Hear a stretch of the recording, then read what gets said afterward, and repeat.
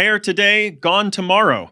Damon Landor, a Rastafarian and a U.S. citizen, spent 20 years growing his hair as a physical manifestation of a spiritual vow and a rejection of oppressive societal norms. By letting their hair grow naturally into locks, Rastafarians align themselves with the divine, stay grounded in their African identity, and protest the Eurocentric standards of Babylon. Perspective Exchange. It's a religious tradition that should be respected whenever possible. Landor was found guilty of a nonviolent drug charge and sentenced to 5 months in prison. But worse than that, the guards of the prison shaved his head, erasing 20 years of religious devotion. Why? Because he had some drugs in his car. He tried to sue the guards for damages done, but the Supreme Court just shot that down. But this brings up an important question. At what point do our First Amendment religious rights end? And do these rights extend to non-citizens? And most importantly of all, should they? It's an interesting topic. The First Amendment is one of the reasons the founders made it the first. It's very important. Religious freedom was one of the reasons that the Europeans left there and came here with the colonies to have religious freedom. So I am a believer in religious freedom. I think we can certainly have differences of opinion on the values of different religions. I mean, we can look at them and say, okay, Satanists, they have their own beliefs, but do they have a right to practice their religion? Under the Constitution, they do. Do I think it's a good idea? I wouldn't be. I don't know that it would be good for society if we had an overflow of Satanists. This young man, a Rastafarian, is, even though it is not the everyday norm for Americans, we do have a lot of people here who are Rastafarians, and they are part of the culture now. We see them everywhere. You don't see it as, well, who is that? You kind of know. You accept who it is. And should he have had his head shaved? Well, that was part of the concerns that the jail had, the prison, that it was a danger. And just like I think we were saying earlier, there is no real absolute in many things. First Amendment, you have a freedom of speech, but of course you can't scream fire in a movie theater. We all know that. There's limitations when it creates dangers. Well, the whole idea of shaving his head, what the jail said, was that it was for security reasons. You know, you could hide things in the hair. You can have bugs that create a problem for the rest of the population, and therefore they made that decision to go and shave his head. I don't know that I agree with it, since they let him and other people in the past have the hair. But I can also understand if they made that decision as an administration, because we don't know every single incident that took place. There could have been something that took place in there where they said, no, we can't allow that any further. It is a danger to the overall population. Well, actually, to that I'd say point, they could do it. Yeah, I want to add, actually, just to not to cut you off, but to sort of add to what you're talking about right now. The state prison that he was in has actually changed their protocol now. So now I'm not entirely certain on what they've changed, but they've made it so that this won't be an issue in the future.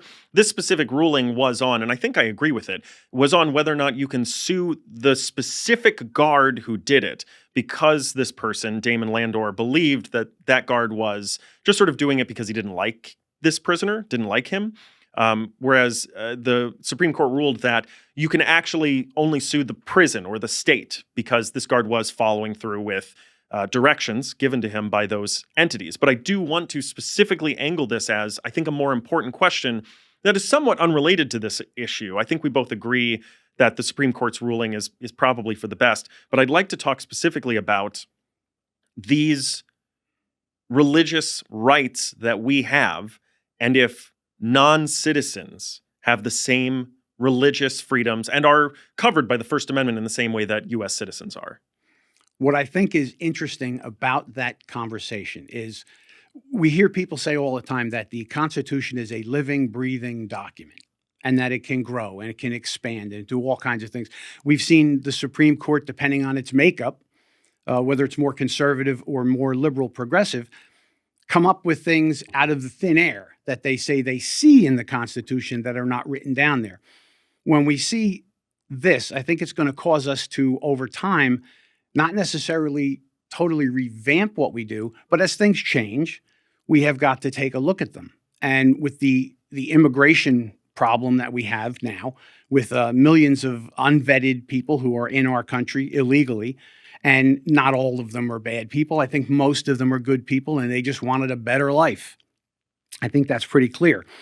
But the reality is there are a lot of bad people that came with them, and they've caused havoc, murder, sexual assaults. We're seeing lots of problems because of it. And I think that maybe not in our generation, but as time continues, if this problem continues along these lines, we may have to look at some of these things and ask questions. How much are we going to allow people who came here illegally to benefit from our system to hurt us? Now, I would say religious freedom is one that we can't change. You come here from someplace and you're a Satanist, you're a Satanist. I don't like it, but I don't think we can legislate that away or change it. Do you think we should try to legislate that away or change it? Like, if you could snap your fingers and make people not Satanists, like if they're not hurting anybody, what is the problem with that? Well, and you're absolutely right. If it doesn't express itself out into the world, like if in a way we that have hurts laws someone, that would prevent, in theory, someone from doing something to hurt someone else, regardless of the reason, right? Right, and that's why I would say I don't like it. I don't like the concept of praying to Satan, which is the father of lies and evil and all that negative stuff that we know from religion. I would not think it's a good idea, but it's not my religion. And like you said, if it doesn't hurt anyone, then they can do it. If we start to see religious activities that do hurt people, just like we know you can't scream fire, and that limits the First Amendment, you can't have machine guns, that limits the Second Amendment. Well, I think you might have to look at that at some point and say, it's hurting people. And just like we're allowed to restrict things when they hurt people, even if they're a right, then we might have to start looking at religious practices that hurt people. I think we already do that, though, largely, right? Like, we already have limitations on, you can't make a human sacrifice, like we were just talking about. We already have that. Those limitations exist. Specifically, what I want to talk about is the rights. Do the rights. I mean, I'll give you an example.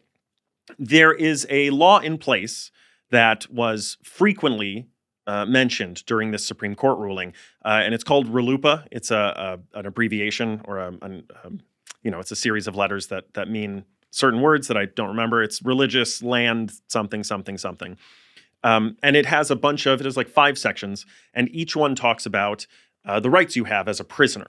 And that's the idea. And one of them, the R in RLUIPA, stands for religion. And I'd like to read Section 2, Article A, Part 1, which says, "General rule, no government shall impose or implement a land use regulation in a manner that imposes a substantial burden on the religious exercise of a person, including a religious assembly or institution, unless the government demonstrates that imposition of the burden on that person, assembly, or institution." So it's very clear, and I feel like we're going to talk about this in a little bit in a different topic, but person is very specifically used here, not citizen.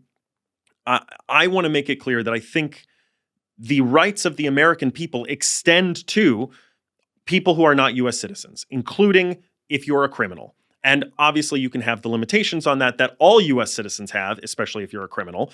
But the rights are the same across the board, regardless of whether or not you were born here, regardless of whether or not you're a citizen here. If you are within the grounds of the United States of America, you get the same inalienable rights that the rest of us get. And I think that has historically been true. And I think that is a reasonable thing for our Constitution to protect. Somebody comes here and they're visiting and they do something.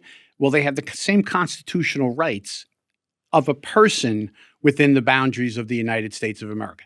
I'm going to agree with that. What I'm going to say is, over the course of time, I can see this living, breathing document through specific court cases that make their way up to the Supreme Court, that you might see some additional restrictions on certain things. Now, when we talk about people who came here illegally, should they have a right to due process? Yes, absolutely. That's every person. I think what we're going to see over the course of time is the court, depending on which way it goes, you might see them further define that. How do you further define the word person? Well, they might define it as citizen. You might see them redefine that. How? Because Well, look at it this way. I'm a citizen of the United States, and I am protected by the Constitution. It allows me to have my God-given rights, not from the government, from God. These are from our Creator. And now you have people who came here illegal who hurt me or hurt my family, and they are given the same exact benefits of due process. Maybe at some point we say those people are just immediately removed. I'm not saying that this is what I would advocate for. I'm saying I could see it changing over time to address facts on the ground. Just like, the Supreme Court came along and said, we think there's abortion in the Constitution. That it's not there, but they saw it and they had to change it because of societal norms. And that's what I see potentially could happen when there's this conflict. And let me add, Andrew, I think as we try to define person or citizen, I think this comes to us now at this time it's happening is because of the big cultural shift we have going on in the country. We have a clash of cultures. We have a clash of ideas. We have a clash of understanding who we are as a nation. We can't even decide that anymore. We used to, all pretty much think the same thing. We just wanted to do some different stuff. Now we can't even agree on what the country is. Half the country wants to tear it down and start over again. And I think those are going to be the catalysts that are going to force some of this change. Is going to run up to the court, and depending on the makeup of the court at the time, will determine which way it goes. Yeah, I hear you. And I think one of the big problems with redefining the word person in the Constitution is that you just used the word people multiple times to refer to non-citizens in the U.S. So that would make me, I'm like losing my words because I'm just feeling flames in my head. But like if the Supreme Court were to rule that the word person in the Constitution refers to specifically U.S. citizens, we have a huge problem because all of a sudden now, officially, the government cannot refer to a non-citizen as a person, which we know is ridiculous and would be unfathomable and unsupportable. Like we would never be able to standardize that or to allow it to sustain any kind of political or law approval. Like we'd never be able to move forward as a country if that's something we were able to do. Well, so I hope it doesn't happen. One of the things that I could see, and this is, again, I'm just thinking off the top of my head, where could you see that? So here we have somebody who is here on a visa. They came here legally. We're allowing them into the country.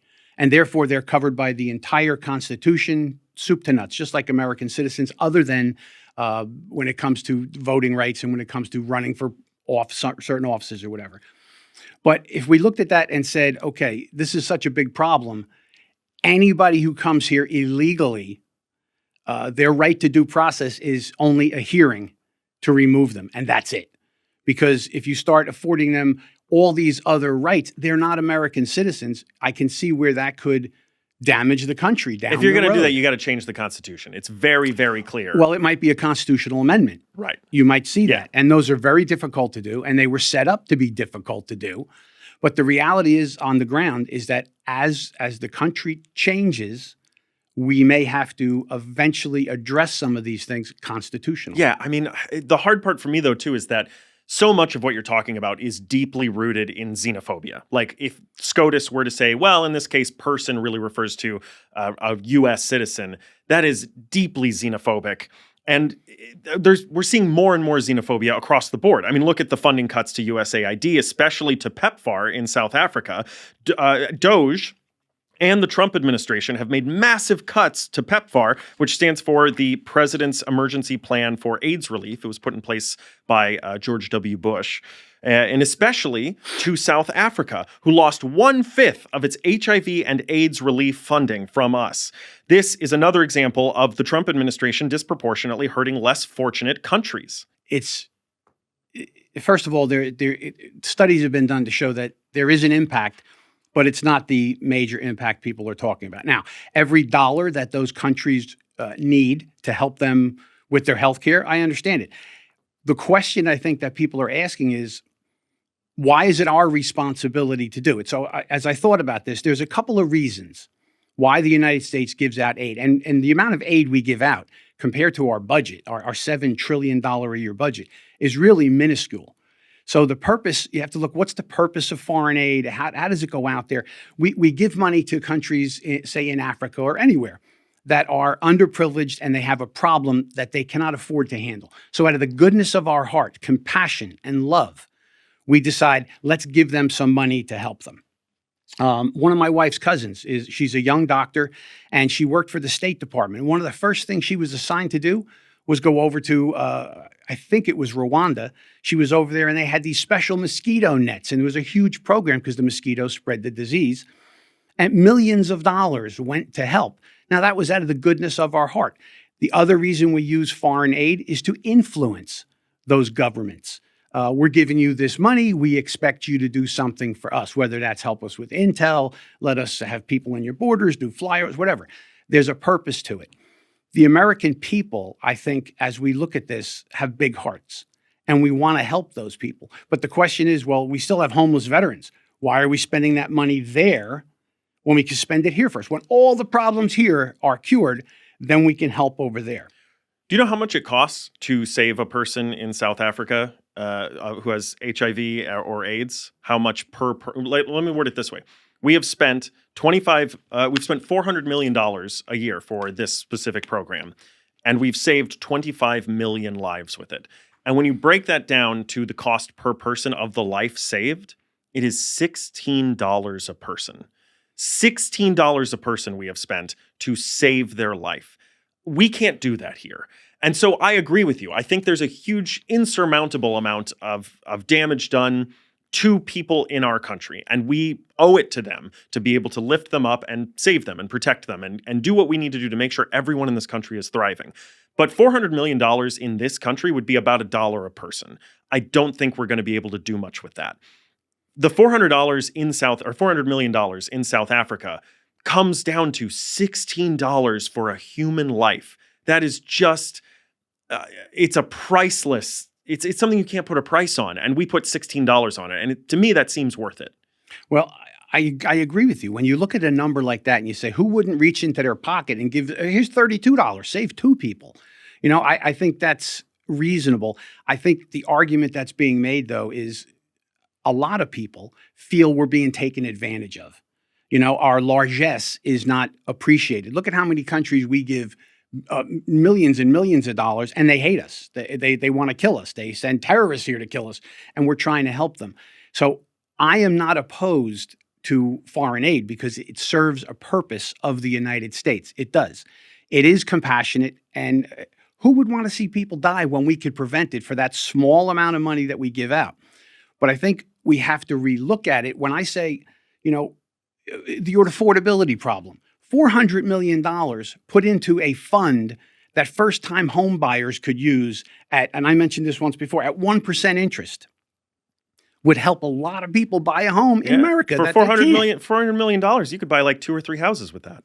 Well, maybe in the neighborhoods you live in, but you know what I'm saying? Yes, you could get a mortgage and that's just $400 million. There's billions that we give out. I do want to talk a little bit on, because I have some notes about that as well. When you're talking about we feel like we're being taken advantage of. This whole thing started because Trump had a meeting with, I think, the Prime Minister of South Africa. I'm not up to date on whether they have a prime minister or president or whatever it is, but he was meeting with somebody, and Trump brought this up that he believes that South Africa is complicit in the oppression of white South Africans, and that he believes that they have spread lies about a supposed abundance of murders of white people in South Africa, to the extent that he showed a picture of like what he said were gravestones of white people who were like, that there's a genocide happening for white people in South Africa. And it turned out that what it was crosses that were put up along a strip of road for one person who had been murdered, which is tragic. But South Africa, after this, started keeping track of the ethnicities and the races of people who have been murdered in their country. And they have a very high murder rate. It is 27,000 murders a year, roughly, which is very, very high. And they noted that last year, of those 27,000 people who were murdered, 50 of them were white. So there's not some sort of horrible genocide happening. But this is the reason that Trump has said that he wants to pull funding for this. And it's not only does this not have to do with the reallocation of resources to help Americans, not only is this decision political, but it's just based on incorrect information and it's based on bad data. This is Donald Trump 101. Well, I think what he's looking at, and he's pretty good at keeping up on the things. But think about a president, any president, Obama, Biden. Well, he couldn't keep track of much, but you think about Bill Clinton or any of the Democrat presidents. Any president, there's so much to keep track of. He doesn't sit and go over the facts and figures himself in every single thing. You have advisors. You have people that help you bring this to you. I know I saw news reports about farmers, white farmers in South Africa being attacked, their families murdered, their land taken back from them and destroyed. Now, I'm not a South African. That's their country to deal with. But there were stories in the news very clear that this happened. Now, what information he got, and then somebody, are they propaganda on their side and going, well, look, these are graves of all these people. And then he repeats it because that's what he believed the story was true. So only 50 people. I don't know that number is correct. I've seen the reports on the news that it seems that there's a lot more going on there. Independent journalists from multiple countries have debunked this many, many times.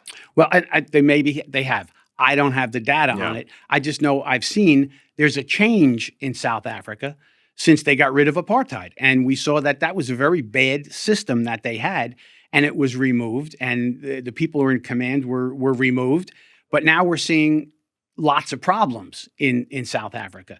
So does that go hand in hand? I don't know. It's not necessarily our concern, other than the humanitarian cost of what's going on there. And Trump looks at that and he says, this is what I'm told is happening. Well, guess what? I'm going to pull the money unless you make sure that stops. Yeah. Well, there's a genocide going on of Christians in Africa. And we don't talk about it. We don't say anything about it. Because they're just Christians and you can make fun of them. You can do things to them, because they're not a protected class here in America. So we don't care. But that's something that we should look into that and say, well, what money are we giving there, allowing these genocides? I don't know. We have to look at that. I just want to, for me, the bottom line for this is that this is the Trump administration unfairly targeting people we already promised to help. A Republican administration already promised to help with this, and he's pulling the funding. And Donald Trump has to learn that he can't have his cake and also eat it too. As another example, now he's calling for an investigation into high gas prices to see if gas companies are price gouging. Trump told the press that gas companies will be in, quote, big trouble if they're price gouging, which is very reminiscent of Hillary Clinton saying that she told Wall Street to, quote, cut it out regarding reckless behavior and foreclosures during the 2008 financial crisis. Here's my big issue with this. He's saying, well, the gas prices should be lower now. They should be $2.50, but the national average is $4. We're going to look and see if they're raising the prices to raise their profits. And do what, Donald? It's not against the law to set your price to whatever you want based on supply and demand. The demand is high enough, set the price. A lot of people felt like Joe Biden, when gas prices rose under him, should have done something. The right said that a lot, and I agreed with them. They just disagreed on what I thought he should do, which is put a cap on the amount of profits you can bring in for the gas companies. There needs to be a limit. You cannot, for a thing that is necessary for survival, price whatever you want. You can't just say, well, this pill that's going to save your life, it costs $20 to make. I'm going to charge you $10 million for it because I know that someone will be able to pay me $10 million. We shouldn't make that something that is allowed to happen. But we do. And again, what do we expect Donald Trump to do? We run an investigation. Oops, it turns out they're raising the price. So what? Well, that's interesting because the president cannot affect the price at the pump. You can't do it. It's a lot of it is showmanship, showing the country that's complaining about $4 gas that, hey, I'm trying to do what I can. So there's a thing called rockets and feathers, all right, in the oil industry. It's a concept, rockets and feathers. When something happens that raises the price per barrel of gasoline, the price of gasoline at your pump in your neighborhood immediately shoots up like a rocket. And then when those barrels of oil price comes down, it's like feathers falling out of the sky. It takes a long time for that price to come back down. And you say, how is that possible? And what it's about is if I'm a gas station owner and I buy gasoline, I don't buy it today and the truck shows up, I order it for next month. And now the barrel price goes up. Next month, I'm going to pay $2 a gallon for what I'm paying $1 for now. So I raise my price now to bring in that extra money so I can buy it next month at the higher price. What they're not doing, and they make more profits when the oil price comes down, and now they see, hey, 2 weeks from now, I'm going to buy it for for $20 a barrel. I'm going to save a lot of money. I'm going to take my time coming down. That is a business practice. And when you say that it's something that we have to have, oil is in everything. And I agree. Where I disagree on one point is determining how much somebody can make. I'm never going to jump on that bandwagon. It is unfortunate that they do that. But the reality is they take their time and they make more profits. Nobody that's in business is in business to provide jobs and to provide things for people. I hear you. They're there to create hear me out. Now, So, hang on a second. but I want to get to the question, which is that, like, okay, we're going to spend American taxpayer money on doing this investigation, and then what? Well, it creates political pressure on those companies. How? There's other things they need. There can be fees. There can be leases. There can be things that they want. All things that are just can going be to raise held the back. price of gas. Well, you can't have it all ways. He's trying to put some kind of pressure on these people saying, hey, the feathers are going too slow. Lower the price. When it goes up, that's the business. You send up the price. Well, now it's coming down. We need relief here.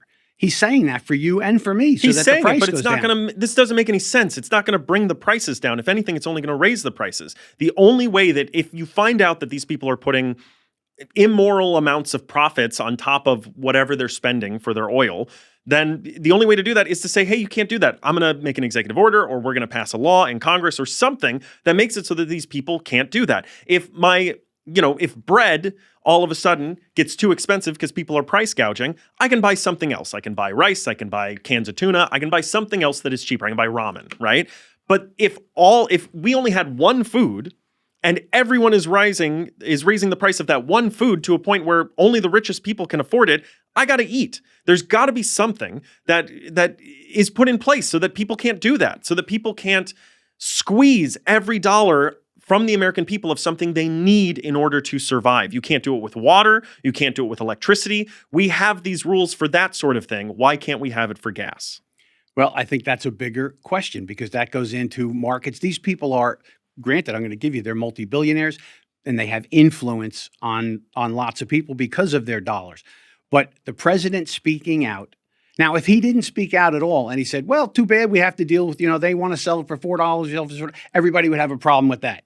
Instead, he's saying, I'm going to investigate why they're not doing it. Now, is that going to do anything? I don't know. I think behind the scenes, I think the political ramifications of having the president of the United States be upset with your business model when he could affect leases, terms, they could have legislation. He could allow, okay, I'm against it, but go ahead, tag those people a little bit more. He could do that. That's a threat to them that maybe they say, okay, let's rocket it down a little bit. Let's bring it down 30 cents a gallon instead of the $1 it should be. It's something, we don't have control over because we don't control the oil companies. All right.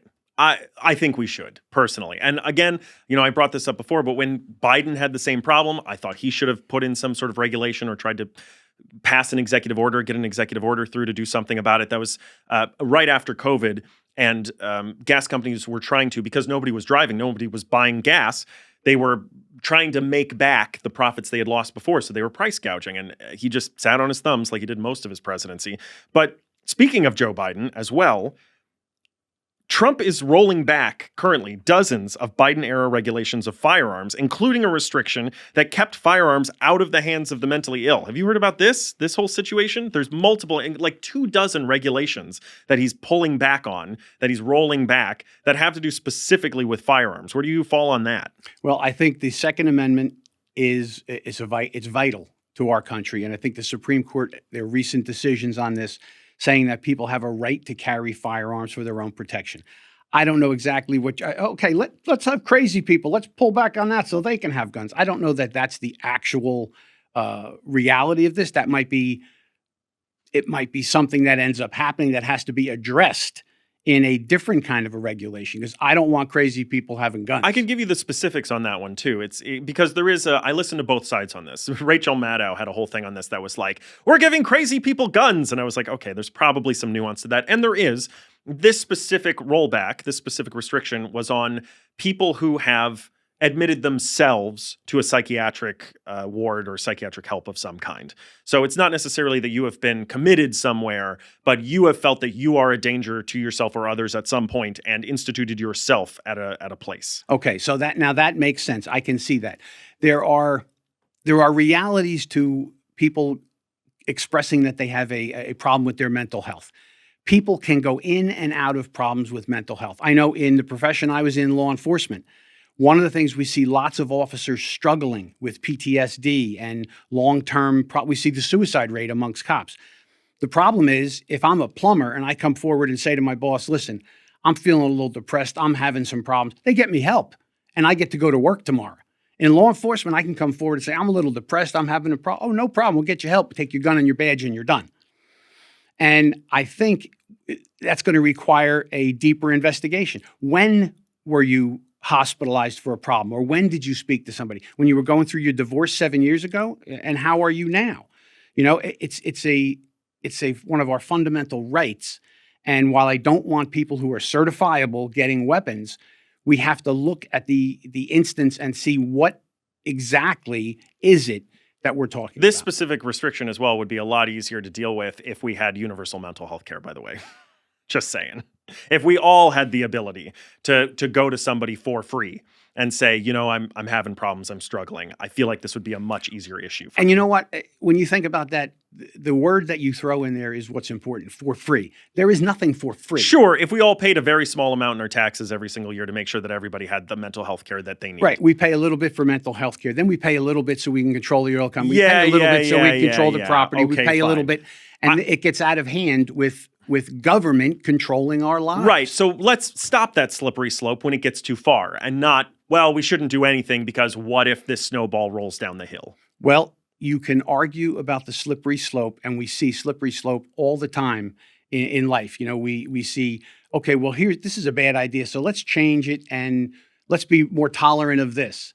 And then it doesn't stay there. It just continues to go down. And we would see this, it's human nature for the slippery slope to be there.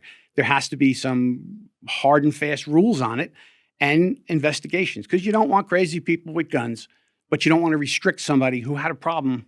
That's over. I want to get into the specifics of this, some of the other regulations that have been rolled back, including a regulation that was intended to close the gun show loophole, which I think is like, what else can we do?